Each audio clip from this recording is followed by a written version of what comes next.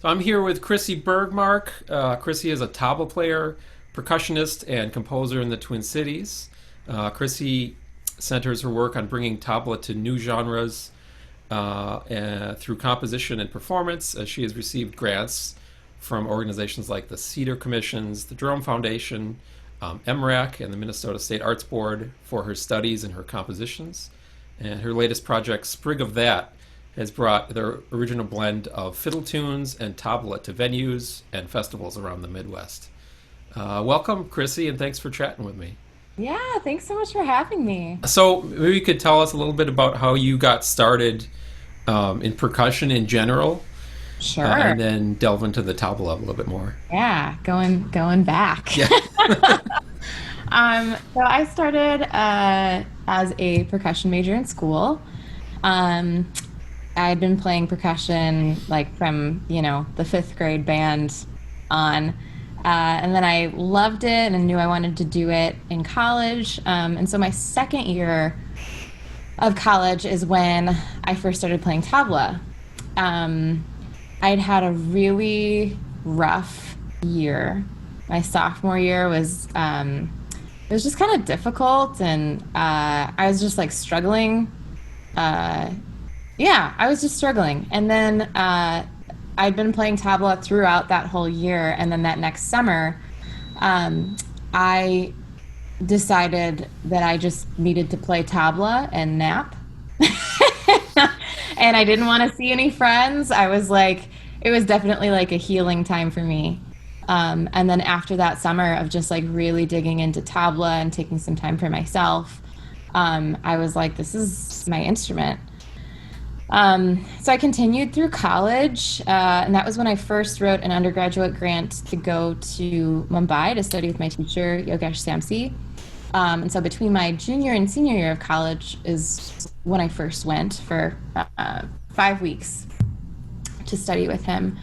And then I went to grad school and continued playing. I went to grad school for percussion though. So I did some tabla, took a little bit of a break to finish up the degree. And then once I was done with that degree, I was like, you know what, this is the instrument I want to play and this is what I want to focus on. And so that is what I have been doing. That's awesome. And you went to school in Chicago? Yeah, I went to Northern Illinois University for my undergraduate degree, which at the time was Robert Chappell and Greg Beyer. And Robert had actually studied with Zakir Hussain and Alaraka when he was younger. I think he went to India for like 6 months to study. And so he had a tabla class, and that's where I first started playing. That's awesome. And Yeah. how did you even obtain a tabla in college? I mean, imagine you can buy them online, but also the better ones must be handmade, Yeah. like a guitar or anything else. Yeah, there were a bunch of practice sets that the school had. So when I first started playing, I could just use those. And then I actually had an uncle who had a friend who was from India, and they went and he asked if I wanted him to bring me back a set. So he did.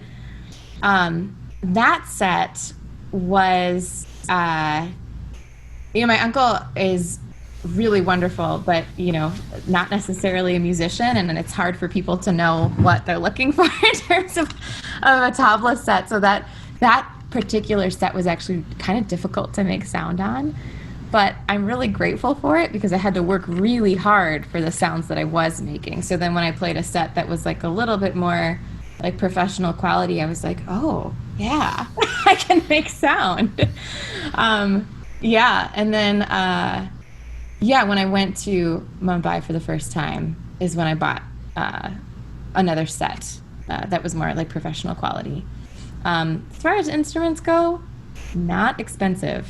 Hmm. I really, really lucked out a lot in terms of that. Yeah, they just don't cost very much. I think I paid like $300 maybe for like the nice set I have. I just recently bought a set that was like 650 for like professional quality set. Tablet making is like a really specialized profession, though. It's like a lot of like really like intense physical work, because you're pulling the straps through the drum head and wrapping it around, and the straps are really thick and not very malleable. So it's just like a lot of physical work, which is why it's such a specialized profession. That makes sense. And for those people who maybe have never seen the instrument up close, can you kind of just describe the basics of it? And Yeah. Can I show you? yeah, of course. I don't have my main set up right now, but I can at least show you what it looks like. So this is what my high drum looks like. I play this with my right hand. That's kind of like my main sound that you'll hear. It's like the very distinctive tabla sound. So yeah, and then the straps are like bound on the bottom. And this is my low drum. Here it is, and it makes a really low sound. And you combine them together, and you get the top one. And they also sit on these like little rings, so that because the bottoms of the drums are like pretty rounded, and they don't sit on the ground super nicely. And so it kind of lifts them up so they can be a little bit more resonant and not interfere with whatever they're sitting on. Gotcha. So. And it has to be one of the most intense tuning processes that I've seen for any instrument. And also, it seems unique in that the main drum is tuned to a specific pitch. Is that correct? Yeah, they're actually they're like a really melodic instrument, which is, I think, for me, one of the things I love about them the most. More recently, I've been getting into like playing changes a little bit more, because I can get there's like the primary note. So on that drum, it was a C, which is probably not really in tune right now, but the C, and then I can get like a slightly flat D above that. So if I have one drum set up in front of me, got my high drum and my low drum, and then I can put another one on my lap, I've really got like 4 pitches that I can play with that can fit into different chords depending on what, key center I'm playing in. Sure. So that's really fun. I love incorporating that. The low drum isn't really tuned to a specific pitch. It's more tuned for tone quality, but a lot of times, like if you're playing with a bassist, or even, sometimes depending on the key that you're playing in, it is like a modulating instrument. So when I press down with my wrist, you can raise it in pitch and lower it in pitch, and so sometimes that corresponds with what I'm playing, or I can at least support like the contours of like high to low directionally of like what the bass player is playing or what I want to mimic in terms of bass sounds. Gotcha.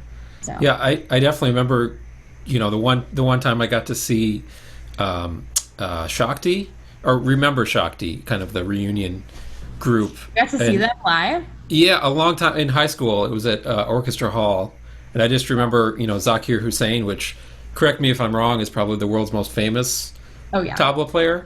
Yeah. And certainly one of the most amazing musicians of any instrument. And I just remember him having this kind of drum, not duel exactly, but drum conversation in the group. And at one point he was imitating what sounded like an upright bass. He was changing the pitch of, it must have been the low drum, and it was like kind of, it was quite frightening, yeah. like how much it sounded like a bass. So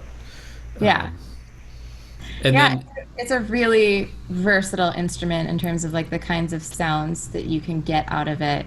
And that's one of the things, that I love about it the most is figuring out what I can do with all the sound options that I have. So like where does the, geographically and kind of stylistically, where does the instrument have its roots? Yeah, it's so historically, tabla is a fairly new instrument, I guess you could say. The older instruments are actually like the Mridangam, which is South Indian. Tabla is specifically North Indian, but the tabla's predecessor is an instrument called the pakawaj, which looks a lot like the Mridangam. So the Mridangam, actually, I have one. You have one. I'm borrowing one from somebody. This is what it looks like. So you've got this, it's this like long double-headed drum basically, and the legend goes that the drum was split in half. Like one of those long drums was split in half, and that's how the tabla was formed. And then they just turned it right, and then they played flat instead of playing it side to side. Kind of like the Indian ethnomusicologist joke is that like Amir Khusro was this guy that was like credited to having invented like so many different things in Indian music history. And so they say like that Amir Khusro invented the tabla, but we don't really know. So yeah, but in terms of the instrument and its lineage, a lot of even for being a younger drum instrument, there's like a deep lineage of like vocabulary and compositions and like a historical context for all of the things that you learn as a tabla player playing that traditional music. So, and maybe like 100 years ago, that music used to be a lot more protected. So you would have the tabla master or the guru, and then they would have disciples. And usually those disciples were either in the family or like really close family members. And the different styles of tabla playing kind of correspond to the different regions of Northwest India. So North Indian music and South Indian music are very different in terms of like the theory and the goals. But yeah, there's like, I think there's 5 or 6 different styles of tabla playing. I've learned a little bit in Farrukhabad and a little bit in Punjab, but the different styles correspond with like what the instrument might be paired with, or just like the region. So like the Punjab and Delhi styles are a lot more like finger oriented. So there's a lot more of this sound called tete, which is like using these 2 fingers. And so it's a lot more like delicate of a sound versus like the Lucknow style. Those tabla players used to play along with dancers a lot more. So it's a much heavier style, and you're using a lot more like full hand sounds and syllables. So, yeah. That's a little bit about the history. I could probably keep going, but I'm thinking maybe I shouldn't. No, it's just kind of fascinating because it's not. I mean, even I think when I met you for the first time, I was very surprised to find that every sound on the instrument has its own vocabulary or its own syllable. It does. Yeah, you can say everything that you play. And is that kind of nomenclature or almost like solfege or something, right? I mean, is that common to all the 5 styles of tabla playing? Yes, they're slightly different depending on the region. So those are called bowls, like the sounds and the words that correspond with them. So like what I played for you earlier on my high drum was ta, and that's like the most common sound that you use. And then I was talking about tete. Those are pretty universal in terms of all of the regions, but yeah, there's certain sounds or patterns that you might play more in one region as opposed to the other. Gotcha. Yeah, so there's certain like phrases associated with the different styles. And so the teacher that you have in Mumbai, tell us his name again. Pandit Yogesh Samsi. Gotcha. Yeah. And is he does he specialize in one of these styles, or is he kind of across the board? The Punjab style. He's actually cat. His thing as a tabla player is he's really dug deep into some of the more historical compositions of the Punjab Gharana, which is what the styles are called. And so his specialty is really like taking these old compositions and resurrecting them and kind of like breathing new life into them. So he plays some really beautiful stuff that people haven't heard in a really long time, and it's just he just like freshens it up and makes it sound like absolutely incredible. I got to see him in September. He came to the US and did a tour throughout a few different places, and he was in New York, so I came to New York and took a lesson with him and went to a workshop with a bunch of other tabla players, which totally kicked my butt and was awesome. And he played a concert, and his concerts are always just absolutely mind-blowing. Wow. Yeah. And so in the concert that he did, what are the other instruments or voices in the group? Is it just him solo, or is Yeah, that's a good question. So, tabla playing has for a long time it was an instrument primarily of accompaniment. So, whether you were playing a with a vocalist or you were playing with a cat? um, cat, whether you were playing with a vocalist or an instrumentalist, you always had like a tabla player accompaniment. Um, but in terms of tabla solo repertoire, which is really what you start learning when you start learning tabla, um, you're usually accompanied by one other single instrument, and then maybe like a drone. So for this tour, he had a harmonium player, and the harmonium player plays a lira, which is like a repeated melody that happens over and over in the time signature, which is called the tal. It's actually like a time cycle. And so what makes it a time cycle is it's like very goal oriented towards one. So like we might have like 4 bars of four, and whatever happens in that 4 bars of four happens, and then we move on to the next section, and it's very sectional. But this is like I kind of describe it to students as like you start down here, and this is like the heaviest, weightiest spot. This is the goal, and then you kind of come up, and then it gets lighter, and literally as it gets lighter, like as a tabla player, you take out some of the bass tones that you're playing, and so that section is called kali, and then you start to add them back in until you get to the one again. And so that's happening throughout and that's really common in time signatures in Indian music, or in Indian tal. And so yeah, so he was accompanied by a harmonium player, and then would play all of these compositions that kind of follow that format. Fascinating. Yeah. And would these be his compositions, or are they like older, like you were saying, old melodies or compositions that he's kind of breathing new life into? Old compositions. So he was a student of Alaraka, who is Zakir Hussein's father. So it's all in the same Qurana. And yeah, these compositions, it's like kind of protected information and passed down from from teacher to student.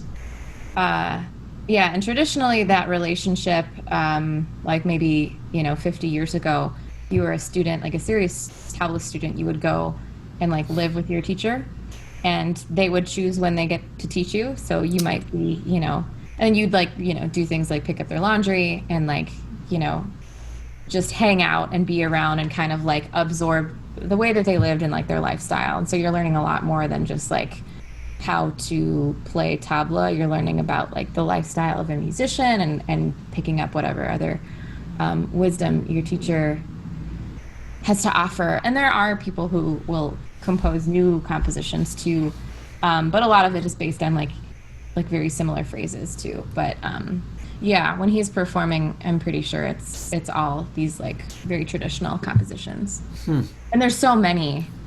So you might know some as a tabla player, but you might not. Gotcha. There's a lot. It's vast. So.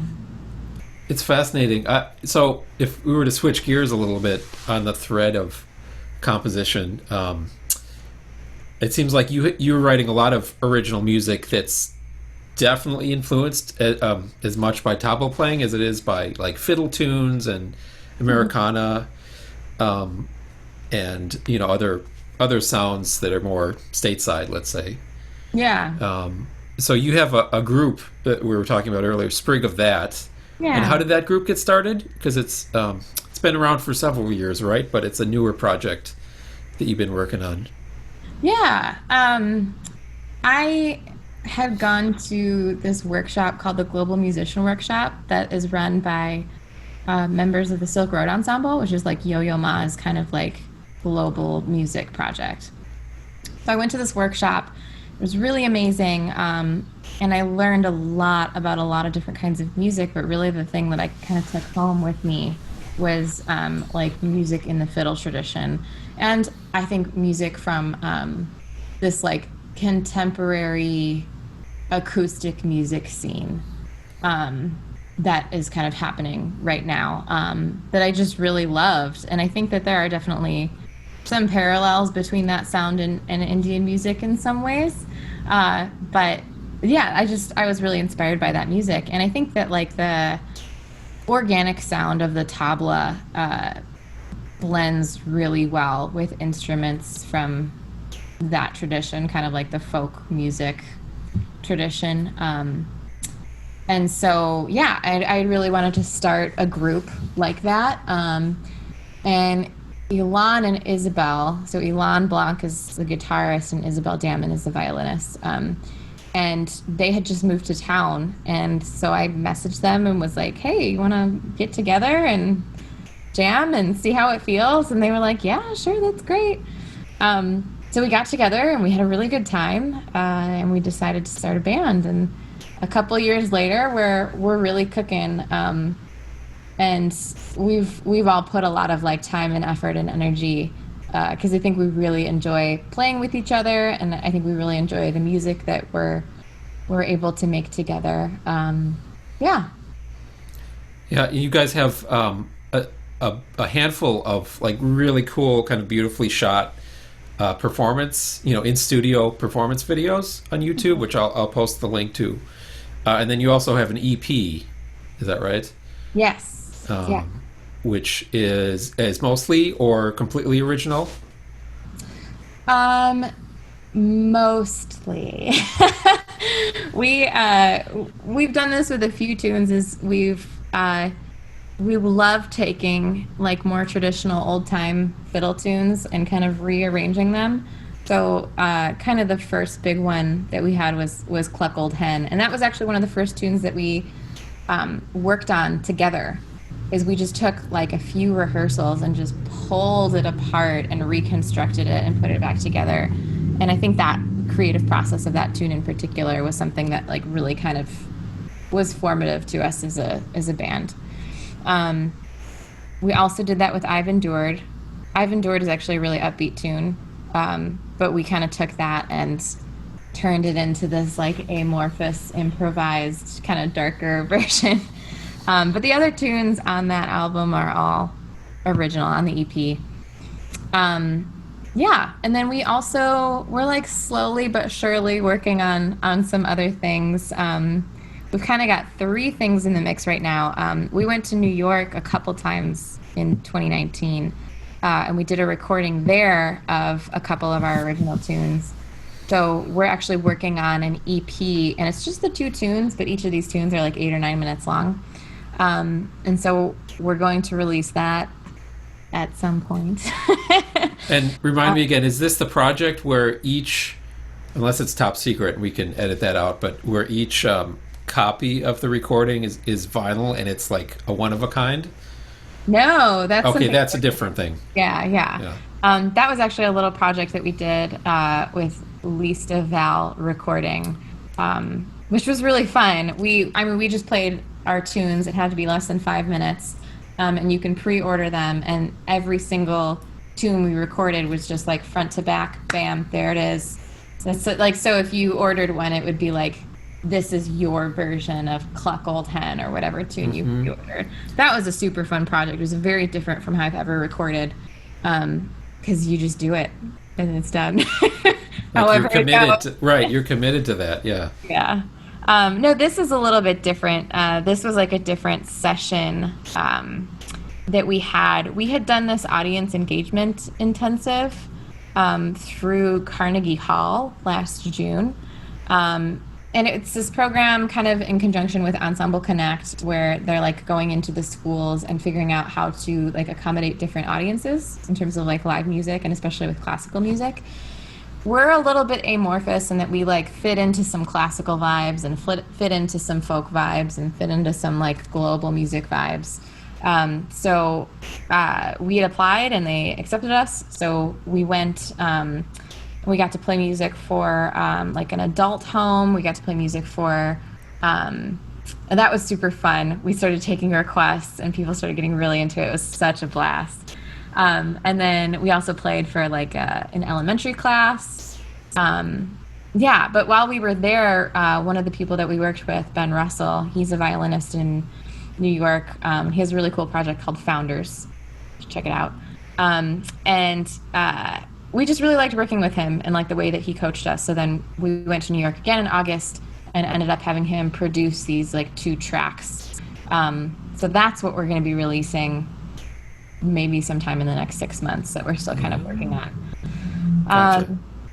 Then we're also wrapping up a project called Metrobland that we got through a grant through the Metropolitan Regional Arts Council, and we commissioned 8 different composers throughout the Twin Cities to write works for us. So we had all of these shows scheduled in April and May Of 2020. of 2020. Right.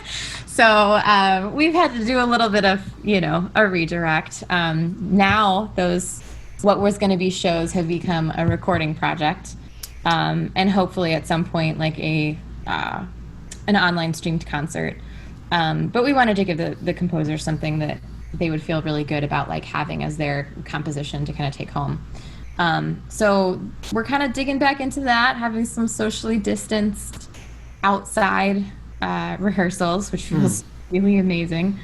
And we're kind of preparing to record those in September. And then overall, we've got, we've developed a lot more tunes in the last 6 months to a year. And so we're working towards creating like a full length album. Our original plan was like December, January, February, we would do some recording with that. That's probably going to get pushed back, like a lot of other things. Right. But those are kind of like the things on our plate right now that we're thinking about. I was wondering if you could talk a little bit more about the Metrobland Twin Cities Composers Project that you mentioned. It seems like there was, I was reading on the website, and you have kind of a specific vision for that where you want to be more inclusive of composers of color and from different backgrounds. Yeah. So what we did was we chose some of the composers based on people that, folks that we've worked with before, and we really liked their work. And then some of the composers we put out a call for composers for, because we wanted to kind of expand, like our knowledge of who's out there doing what. And we got some really incredible submissions. And yeah, like receiving all of the composers' works has been really awesome. We've got some we've got one composer, Asuka Kakutani. She does like a lot of big band pieces, and so we had her write this trio, and it's like absolutely incredible. It's been so much fun to work on. Who's another one? We also have Kashimana, who I've like been aware of a little bit around the Twin Cities. She did a Cedar Commissions a year or 2 ago, and I just loved her stuff. So her piece has been a blast to work on. There's been it's a really wide variety of composers and of pieces, especially in terms of styles. And I think that in terms of how that applies to us is like we've had a few years to kind of establish our sound. And so I think what's been really fun is to like take all of this different input from all of these different composers, and then kind of it's been a very open dialogue between the composers and us too. So right now we're making some recordings to send, like some rough recordings to send to the composers to say like, how close is this to your vision? We kind of added this or changed this or moved this around to kind of make this feel a little more organic to us. And then it gives people an opportunity to like write for an ensemble that you wouldn't maybe necessarily have an opportunity to write for. And writing for Tabla has been really like kind of fun and interesting because some people like have a really clear idea of how they want to do it, and some people are like, I don't know, like try this. And I'm like, okay, great. And it's all great. It's all like the specific stuff is really fun to learn, and then to like adapt different ideas too. And then like the really open stuff is also great. So I've had a really good time trying a lot of different things out. So it sounds fascinating. Like you'd be in a lot of times like you'd be translating from a very Western classical music tradition of notation to tabla, which obviously didn't evolve from that and has its own vocabulary. Yeah, And so it's a little bit of a bridge for me in my brain because yeah, the tabla tradition is entirely oral. So when I learn compositions from my teacher, he says them and I say them back, and I record the lesson, and then later I'll go write down like the words of the bowls. So if it's like da te te da da, I'll say that back to him, and then later write down da te te da da because I'm a visual learner and that's what I'm used to. But then when you add like written music into the mix, there's definitely some translating to do, especially when people write parts for me. I think that is really challenging for me because there's a lot of like very specific sounds. And so it's a lot of like really detailed work of trying to figure out like what the idea is that's being communicated. I think I do best when there's like when it's written like a jazz drums chart, so that I know what other people are doing, and then I kind of improvise my part around that. Interesting. But it's definitely yeah. Sometimes it's definitely like a bridge to that I have to kind of walk over to make that happen. Right. It's interesting because it seems like on the one hand there would be a lot of parallels with traditional jazz drumming etiquette in terms of it supports whoever is improvising at the moment, but is very interactive. But Yeah. also that like but correct me if I'm wrong again, but traditionally you're or you can be a very melodic voice in terms of like just the complexity of what you would play on the tabla, right? Yeah. To support whatever else is going on. Yeah, that's something that I think about a lot and I'm still working on is like, how much do I want to like I'm not trying to be I'm not trying to be drums all the time. Right. That's a good way to put it. Not that, any drummer is necessarily always trying to be drums, but I think there's a tendency sometimes for people to want the drums to lay it down. But I think that, when we're playing in a group together, especially with Sprig, like there's like nobody really needs to lay it down. We can all just play as independent instrumentalists and interact with each other. And I think that's like my favorite stuff to play, is just to play as another instrumentalist, and be able to freely interact, but also support when that needs to happen. So yeah, that's something that I think about a lot. It seems like that's to maybe the first listener to your music, specifically with Sprig, that's kind of a surprising element in the music where you have three equal voices to improvise or interact with each other, whereas maybe traditionally in the kind of folk roots style, like the guitar would be the rhythm foundation, or the fiddle would always be the melody or something like that. But it seems like you guys play with those roles a lot.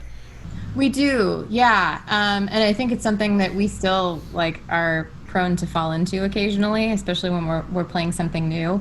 Is I'm like, what's the pattern? And Ilan will be like, these are the chords, and Isabel's like, okay, here's the melody. But that, with when our comfort level expands, we definitely make a big effort to try to like blur those lines and move those roles around, because I think that's when we all find it to be a more satisfying experience. Yeah. Gotcha. Yeah, I kind of a tangent here. I was meaning to ask, and you mentioned a little bit in terms of doing some socially distant rehearsals with Sprig, but at the moment, and that could change week to week, right? What's kind of your process, or where are you at as far as playing music that's for an ensemble, but obviously you can't see people face to face? Oh man, yeah. Because we're all kind of struggling with that, right? I mean, we're all struggling. Yeah. I was really fortunate in the month of June to be able to. I did this composer performer residency through this organization called West Bend, and basically every year they accept like a handful of people of performer composers to like put together a piece, but because of the change and everything that's happening this year, they're like, we're just going to do this with everybody and we're going to do it online. Um, so I think whether I wanted to or not, which I think my tendency has been more to not really dig super hard into doing the online thing. Um, I was in this place now where I was like, oh, we're going to make something new now in this month. And I think it was really healthy for me. It felt really satisfying to be able to talk through the difficulties that we're all having and the heaviness and the weight of everything that's happening. And especially like with the George Floyd thing and the racial uprisings here, there were some really incredible conversations we had. We did a lot of like taking field recordings, but they were like video field recordings of like what was going on in our lives. And so I took some of the protests that I went to, and I was like, this is reality. This is where we're at right now. And we talked a lot about like intimacy in terms of like, I really miss the intimacy of being close to band members and close to people that I'm playing with, and like being able to feel other musicians' moods or hear their breath or like feel them physically respond to what's happening. But then also we're all, I think, like stuck in this forced intimacy with ourselves. So, like, this is all we got right now, you know? And then like, you know, trying to piece all of those bits together with other musicians, I think is just hard. It's just challenging. So, so yeah, this piece we created together just premiered last week. Oh. I think I'll send you the website so you can put the link up if you want. But it's a really cool interactive website. They also included like some recipes and like different things that would be happening around West Bend if this were like a normal, you know, like residency cycle. Interesting. Yeah. And so, but yeah, there were a ton of pieces premiered, and it's really fun to like dig into how different instrumentalists deal with that and engage. I think I've been working on my attitude about it because it's like I think I feel just more tired, and so when people talk about like putting together an online concert, part of me is like, yeah, I want to do that because I know that will feel good. But then another part of me is like, do I want to do that for a third, maybe, of the satisfaction that a live show would have? And so it's like, I think for me, it's really become a question of like how much I'm putting out versus how much I'm receiving. But also, I think that like some of the online concerts that I've seen have really been very like revitalizing to me and to my spirit. And so I also try to keep that in mind too. I'm like, this is like a giving out. It's a giving thing, you know. Right. And it's a new thing and a thing that we're all navigating. So it's like the balance of trying to be gentle with myself and my own feelings about the situation, and then also keeping in mind that like this is necessary. Like there's got to be a way to move forward, and you know, it's up to you how you manage that and adjust that and think about it. Right. So yeah, I think that makes a lot of sense. I remember it must have been at least a month ago, but we were watching this Jason Isbell concert, which I think was probably originally scheduled to be live, but so it was recorded live in an empty theater, basically, with all these screens where the audience would be, more or less. And so people were kind of live streaming themselves into the concert, and so it was interesting. It was like, I was definitely moving. You know, you got to see up close what he was singing about, and kind of think about his lyrics. But it just, there was that kind of disconnect too that's just inevitable because of this camera right here and the time it takes to get from this room to that room, you know, all the way across town or across the world or wherever. Yeah, and I think that there's like a lot of hope and a lot of sadness, for me at least, all held within all of these events all of the time. So it's like these two really intense emotions kind of overshadowing whatever might be happening in the live stream. So I think Right. it's also just like an interesting emotional impact of what's happening and how we're dealing with it. Yeah.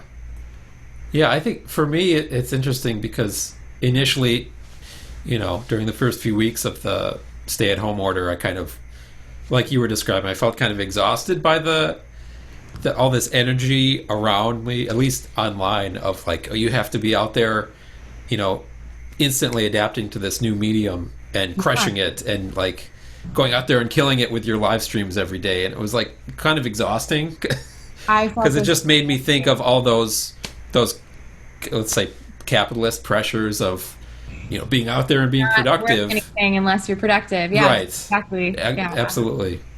But Yeah. then I think when the protests over George Floyd happened, there was this kind of the sense of like there's this whole other, I've heard it described as a virus, but like this whole other public health crisis of in the Twin Cities and elsewhere of racism and Yeah. violent policing and all this stuff that we've kind of had the privilege of not being on the receiving end of, right? But I felt this kind of energy or like the necessity to connect rather than retreat. Yeah. So I'm just kind of curious about that right now, and the idea of connecting the music that we love and that we've studied for a long time, and somehow like, is there a way to connect that with what's going on, and to kind of use music as a vehicle for creating change or creating new spaces within the Twin Cities, or is it its own thing? Yeah. You know what I mean? That's kind of an open-ended question, but just in terms of like, we love music, does that just mean practicing alone right now in front of a computer screen, or does it mean somehow connecting it with the broader community? Or Yeah. I think everybody's at a different place with that, but Yeah. I think there's a lot of processing that has to happen too. And a lot of like, yeah. Yeah. I think it's processing, and there's a lot of internal work that I think goes into it, of just like, how am I interacting with my world and the injustices of my world, and being truthful about that. And I think it's absolutely connected, because music is the way that we interact with the world. And so I think, like, yeah, doing that internal work of like, what is this connection? How is it? Um, how am I benefiting from a dysfunctional system, and how can I work to change how I show up in that dysfunctional system to contribute to something that looks a lot more like equality for everybody, is like the thing, which is like, heady concepts, and right. figuring out how to do that in a very like concrete, like daily way is, I think, the work. It's definitely still something I'm like processing and working on, and trying to think about. But yeah, it's a lot. We've had a lot to think Yeah. about. Yeah, I think you're right, and even in terms of music venues that we've played at, or our local music communities, once we get to participate face to face again, Yeah. like it's kind of like the further you go on that journey, and the more you're aware of the inequity, like it's totally there, Yeah. in the music venues that we play at. I mean, it's not some abstract concept far away. It's like right around us if you pay Yeah. attention, right? So I guess Yeah, like there. voting with your dollar, voting with your time, voting with your energy, voting with your attention, voting with the venues that you choose to play at. Like, I think, if nothing else, it's yeah, like bringing an attention to um, how important all of those little things are in terms of like showing up for other people. Yeah. Awesome. Yeah, it's a lot, and I guess the part of me that's very idealistic would like to think that we have this time to during the shutdown to kind of reconnect and reconsider a lot of things, and that we'll use that time, Yeah. like you were saying, to reflect and not Yeah. just tune out or watch Netflix for Yeah. 23 hours a day, Right. which is very easy to do. Yeah, totally. Yeah. Awesome. Well, so where can people find what you're working on at the moment, Krissy? Website or Instagram yeah. or Facebook? My website, and I'm usually on Instagram and Facebook. Those are great places. Yeah. I'll put links to all of that. Okay. And I forgot to ask you, but I'll if you want, I'll put a link to it as well. You have a series of videos on Instagram that's kind of cool called Tabla Tuesday. Is that Yeah. right? Which is kind of very consistent. Like every Tuesday, you would upload a video of a tune you were working on or an improvisation, Yeah. and it's Yeah. exactly what it's Tabla, and it's on Tuesday. When life was more consistent, tablet it was very consistent. Gotcha. Now it's a little more random, but I think, we're all in that boat too. Yep. Yeah. Well, this was super fun. Thanks for chatting, Krissy. Yeah, thanks so much for having me. Yeah, I'll send people to your website and to the social medias and all that. And Awesome. thanks again for chatting. Yeah, thanks so much. Yeah.